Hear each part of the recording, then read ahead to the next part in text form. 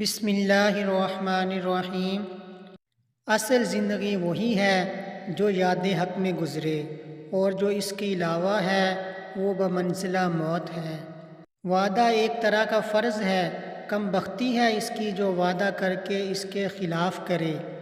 علم دل کے لیے باعث زندگی ہے۔ صبر سب سے بڑی نعمت ہے، اس سے بہتر اور بڑی کوئی نعمت نہیں ہے۔ کامل مومن وہی ہے جس کا اخلاق اچھا ہے۔ اللہ تعالیٰ کے نزدیک دعا سے بڑھ کر کسی چیز کی قدر نہیں۔ ایمان کے دو حصے ہیں، ایک صبر اور دوسرا شکر۔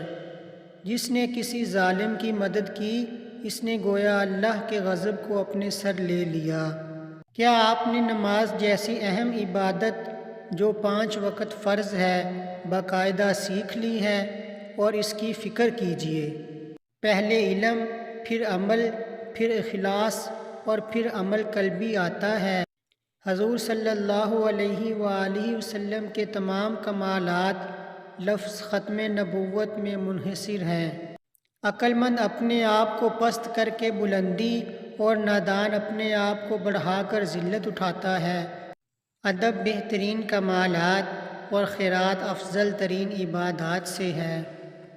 دنیا میں سچے لوگ ہمیشہ سچے رہیں گے۔ مسجد سے کوڑا کباڑ نکالنا بڑی آنکھوں والی حوروں کا مہر ہے۔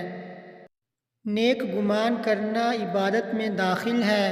سب سے بڑا گناہ خدا تعالیٰ کی نسبت بدگمانی کرنا ہے۔